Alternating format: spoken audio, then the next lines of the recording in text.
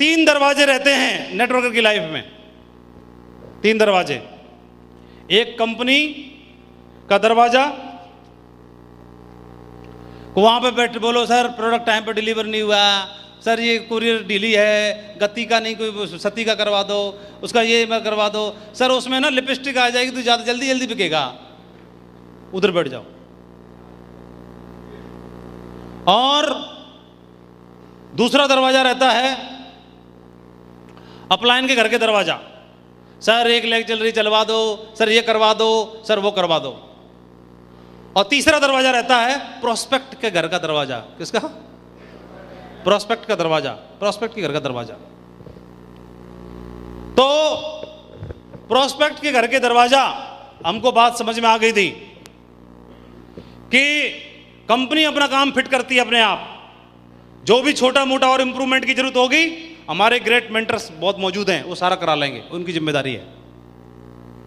Upline को क्या करना चाहिए क्या नहीं करना चाहिए वो हमसे ग्रेट हैं, हमसे ज़्यादा समझदार है, हमसे बड़ी रिकॉग्निशन है, हमसे बड़ी टीम उनके पास है। और तीसरा दरवाजा हमारे पास है प्रोस्पेक्ट के घर का दरवाजा, जो दरवाजा हमको अमीर बनाने वाला दरवाजा है, वही कुबेर के खजाने को की चाबी दिलाने वाला दरवाजा है। और मेरे अपलाइन ने समझा दिया था कि प्रोस्पेक्ट के घर के दरवाजे के सामने खड़े मत रहना, वहां साला तंबू गाड़ देना, हिलना मत वहां से, हिलना मत वहां से, हिलना मत वहां से। और हिलने की बात करें तो लोग अपने शहर में 20 किलोमीटर की दूरी नापेगा, कार में मोटरसाइकिल का मीटर चालू करेगा, मीटर चालू करके वेन्यू कहां होता है, सर 19.5 किलोमीटर पे होता है, हो ही नहीं पाए, बहुत दूर है, हमारे गेस्ट नहीं जा पाते, तेरे गेस्ट 19 किलोमीटर पे नहीं जा पाते, तू भारत में विश्व विजेता का अभियान बनाएगा कैसे, पूरे भारत में बिजनेस बनाएगा कैसे, एक शहर से दूसरे शहर में बिजनेस बनाएगा कैसे, जिंदगी में क्राउन एम्बेसडर बनने का ख्वाब छोड़ दे।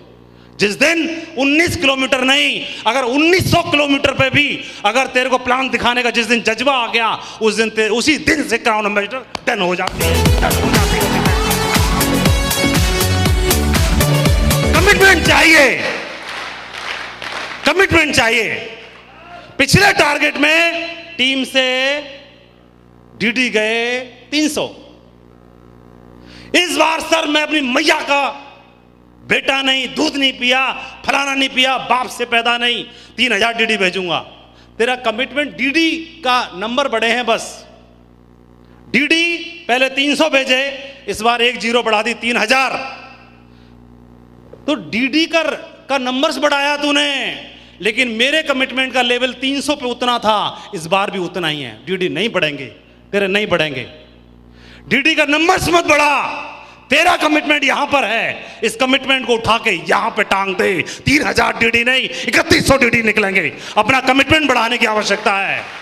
और जिस टीम से हम बिलोंग करते हैं, जिस सिस्टम से हम बिलोंग करते हैं, वहां पर ऐसे ग्रेट मेंटर्स हैं जो 18 घंटे का कमिटमेंट देने की ताकत रखते हैं। क्राउन एम्बेसडर बनने के बाद, डाउनलाइन में ढेर सारे क्राउन एम्बेसडर होने के बाद, आज भी 18 घंटे का कमिटमेंट रखते हैं। हमारे पूर्वज जब इस तरह का कमिटमेंट देने वाले हैं, विनर एटीट्यूड वाले हैं, इन्होंने हमेशा इतिहास रच के दिखाया है। कंपनी में टॉप पोजीशन को हमेशा पिछले 16 साल से टॉप बनाकर बरकरार रखा हुआ है। तो हम कैसे हो सकते हैं? डीएनए वही ट्रांसफर होता है, ऊपर से ट्रांसफर होता है डीएनए। आपके ब्लड को टेस्ट करने की जरूरत है। मैं अपनी आईडी पर, अपने लेवल पर नंबर 1 क्यों नहीं, क्यों नहीं, क्यों नहीं? मेरे को दिमाग में एक ही बात घुस गई थी, मैं सिल्वर पर नहीं बना नंबर 1, गोल्ड पर नहीं बना, पर्ल पर नहीं बना, टोपाज पर नहीं बना, एमराल्ड पर नहीं बना, रूबी पर नहीं बना, डायमंड पर नहीं बना, लेकिन मेरे दिल में आग थी कि नंबर 1 बने रहना है।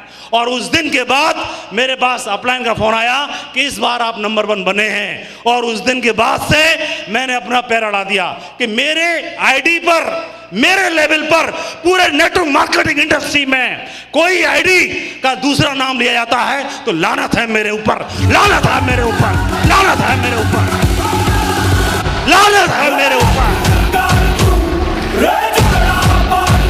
और ये स्टेज के हीरो कभी हासिल नहीं कर पाएंगे। स्टेज के हीरो बेस्ट परफॉर्मर का अवार्ड कभी हासिल नहीं कर सकते। बेस्ट परफॉर्मर का अवार्ड उसी को मिलेगा जो ग्राउंड का हीरो है, जो 18 घंटे कमिटमेंट करने की बात करता है। आपको मिलेगा। और ये ललक, ये जज्बा मुझे इस टीम में दिखाई देता है। 1500 टाइगर्स यहां से हिलने वाले हैं। पूरा हिंदुस्तान नेटवर्क मार्केटिंग इंडस्ट्री के लिए अब ये टीम पूरे हिंदुस्तान में जानी जाने वाली है, ऐसा मुझे आज आभास हो रहा है। कैसा होने वाला है? कमिटमेंट चाहिए, बातें नहीं, कमिटमेंट चाहिए। और कमिटमेंट सिर्फ बोलने का नहीं, सेल के नंबर्स जीरो बढ़ाने का नहीं, अपना लेवल का कमिटमेंट बढ़ाना पड़ेगा टाइगर्स। अगर ये कर डाला तो कंपनी में अगर 1000 टारगेट फाइट होंगे, कंपनी में अगर 1000 टारगेट फाइट होंगे, तो उस 1000 टारगेट फाइट होने में 500 आपके भी हो सकते हैं, 600 आपके भी हो सकते हैं, 700 आपके भी हो सकते हैं। कंपनी के हमने ऐसा करके दिखाया। कंपनी का पहला ग्रुप 168 लोगों को गया, 168 में 150 सर की टीम से थे। दूसरा ग्रुप 148 का गया, 148 में 144 सर की टीम से थे। तीसरा ग्रुप 145 का गया, 125 लोग सर की टीम से थे। जब सर ऐसा कर सकते हैं, आप लोग ऐसा क्यों नहीं कर सकते हैं? अपने लेवल पर क्यों नहीं कर सकते हैं? करके दिखाएंगे। ये कमिटमेंट चाहिए। बैठ जाओ। और ये बात मेरे को समझ में आई तो मेहनत किसी भी लेवल पे करूंगा, लेकिन अपनी आईडी जो मेरा लेवल है वो मेरे लेवल पर पूरे हिंदुस्तान में अगर दूसरे व्यक्ति को बेस्ट परफॉर्मर का अवार्ड मिल रहा है तो लानत है।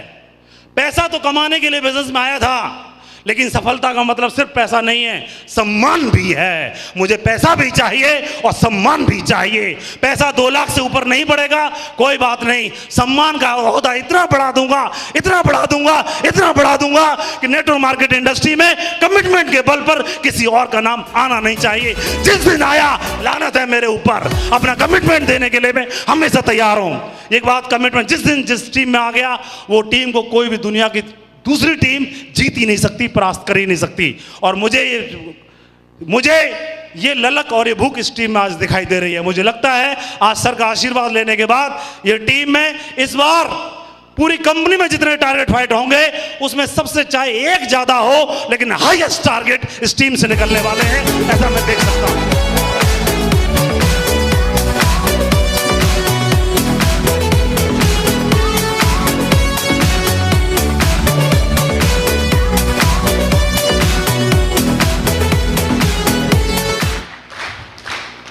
जापान में एक बार क्या हुआ, बैठ जाइए। जापान में एक बार हुआ कि फिश का टेस्ट उनको पसंद नहीं आने लगा। जापानीज लोगों ने रेस्टोरेंट में जो फिश खाते थे उसका टेस्ट रिजेक्ट कर दिया। बोले फिश तो है, मजा तो आ रहा है, लेकिन उतना मजा नहीं है जो फ्रेश फिश का होता है। क्योंकि जहां से फिश पकड़ी जाती थी वहां पर जापानी गवर्नमेंट ने रोक लगा दी किनारों पर। तो क्या हुआ, जो शिप वाले थे, जो फिशरमैन थे, उनको समुद्र में अंदर जाकर के 10 किलोमीटर, 20 किलोमीटर, 50 किलोमीटर जाना पड़ता था। कई कई दिन की यात्रा करनी पड़ती थी, फिर अंदर से जाकर के फिश पकड़ के लाना पड़ता था। फिश पकड़ते थे, टैंक में डालते थे, फिर लाते थे, और तब तक उनको उस फ्रेश फिश का आनंद नहीं आना लगा। तो जो बिजनेस था, वॉल्यूम था, वो डाउन होने लगा। तो समझ में नहीं आया क्या किया जाए। गवर्नमेंट ने रोक लगा रखी है और जापानीज को फ्रेश फिश का टेस्ट नहीं आ रहा है, तो क्या किया जाए।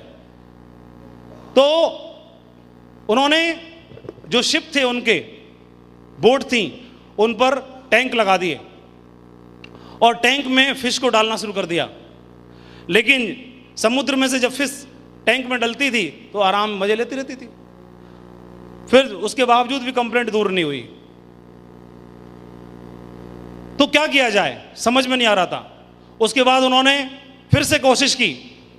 अभी भी जापानीज लोगों को फिश का टेस्ट फ्रेश नहीं लगा, अभी भी कंप्लेंट कर रहे थे। बोले वो मजा नहीं है जो पहले रहता था। तो समझ में नहीं आ रहा क्या किया जाए। फिशरमैन थे, उनको समझ में नहीं आ रहा क्या किया जाए। फ्रेश फिश के लिए क्या किया जाए। टैंक में डाल के भी देख लिया और वहां पर ला करके उन्होंने रेफ्रिजरेटर में डाल के भी देख लिया, और सारे प्रयास जितने उनको आते थे सारे करके देख लिए, समझ में नहीं आ रहा। तो किसी बुद्धिजीवी ने सलाह दी कि जो शिप है, शिप पे जो आपने टैंक डाले हैं, तो टैंक में, पानी के टैंक में आप मछलियों को डाल देते हो, क्योंकि पहले नेट में पकड़ के लाते थे। तो नेट में पकड़ने के बाद हो सकता है फ्रेश फिश का टेस्ट नहीं आ रहा हो, तो उन्होंने इसलिए पानी के टैंक में डाला ताकि पानी में रहेंगी तो फ्रेश बनी रहेंगी।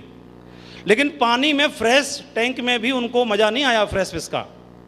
तो किसी बुद्धिजीवी ने सलाह दी कि एक काम करिए, हर टैंक में एक शार्क मछली छोड़ दीजिए। क्या छोड़ दीजिए? शार्क। समुद्र में मछली शार्क के डर के मारे दौड़ती रहती है, और वो डर यहां भी बने रहना चाहिए। कहां? टैंक में बने रहना चाहिए। और ऐसा ही किया गया, हर टैंक में शार्क मछली छोड़ दी, और उस एक शार्क मछली थी, और हर टैंक में जो मछलियां पकड़ी गई वो डाल दी, और डालने के बाद वो एक शार्क वो 100 500 मछलियों को पूरे टाइम दौड़ाती रहती थी, न दिन में न रात में, चैन नहीं पड़ता था। 15 दिन की जर्नी है, तो 15 दिन की जर्नी में 1 सेकंड के लिए सांस लेने की फुर्सत नहीं है, पूरा चक्कर काट रही है। और मैं हमेशा एक बात बोलता हूं, इस बिजनेस को यहां से करना है। कहां से? यहां से, यहां से नहीं। यहां से करेंगे तो ये पूछेगा सुबह 7 बजे उठने की क्या जरूरत है, ये बोलेगा कि 7 बजे, 6 बजे, 5 बजे उठने की जरूरत क्या है, ज्यादा फॉलोअप करने की जरूरत क्या है, ये लॉजिक देगा। और ये भी समझाएगा कि 2 लाख रुपए का चेक बनने के बाद एक्स्ट्रा सेल भेजने की जरूरत क्या है, बेकार तो जा रही है। टारगेट मेरा फाइट हो गया, अब और फालतू जरूरत क्या है? टारगेट की क्लोज, टारगेट मेरा फाइट नहीं हो पाया तो फिर डीडी भेजने की जरूरत क्या है, रोक लेता हूं, नया आने के बाद भेजूंगा, ये लॉजिक देगा। और हमारे मुंह से एक बात निकलती है जो अपलाइन ने बताई है, इस बिजनेस को यहां से करना है। यहां से क्यों? यहां से इसलिए क्योंकि जब तक आपको खुद को भरोसा नहीं है, जिस बिजनेस पे, जिस धंधे पे आपको खुद को भरोसा नहीं है, तो दूसरे को क्यों फंसाते हो? मत फंसाओ।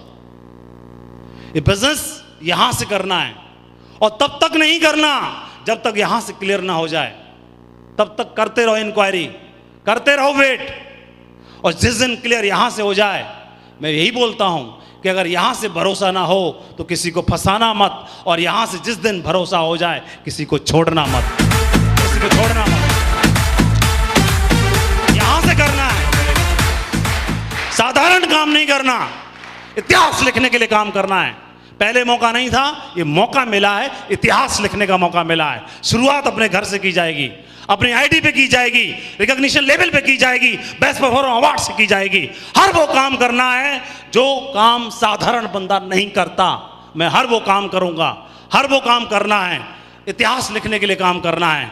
और आप पिछले टारगेट में 1.5 लाख से ज्यादा सेल हुई है ग्रीन, जरूरत नहीं है 1.5 लाख की, इस बार 3 लाख को क्रॉस करेंगे, 3 पे भी नहीं रुकेंगे, अगली बार 5 को क्रॉस करेंगे, और 10 लाख 3 महीने में जाएंगी। हम तब भी रुकने वाले नहीं हैं, हमको संतुष्टि नहीं है, हमको हर वो काम करना है जिस काम को करने से इतिहास लिखा जाना चाहिए।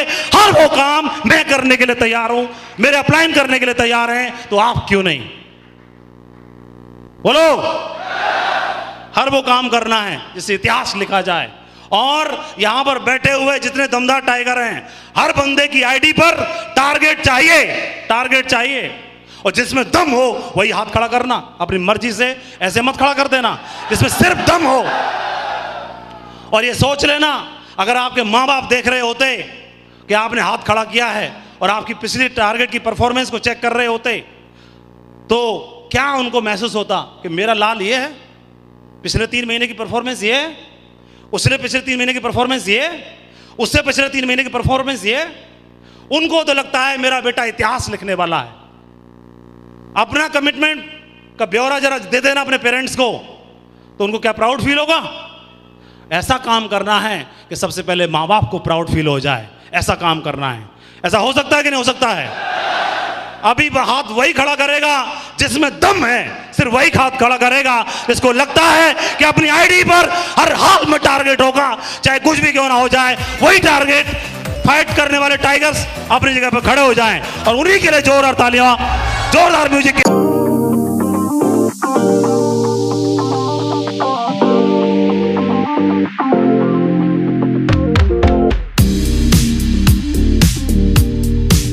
होड़ में मत करना, किसी किसी को देख के मत करना, जिसमें दम है, जो सौगंध खा के बोलता है टारगेट फाइट होगा होगा होगा, सिर्फ वही खड़ा होगा। आईडी में टारगेट चाहिए, होगा कि नहीं होगा? अभी बजाओ म्यूजिक जोरदार तालियों के साथ। निकल आए हम वो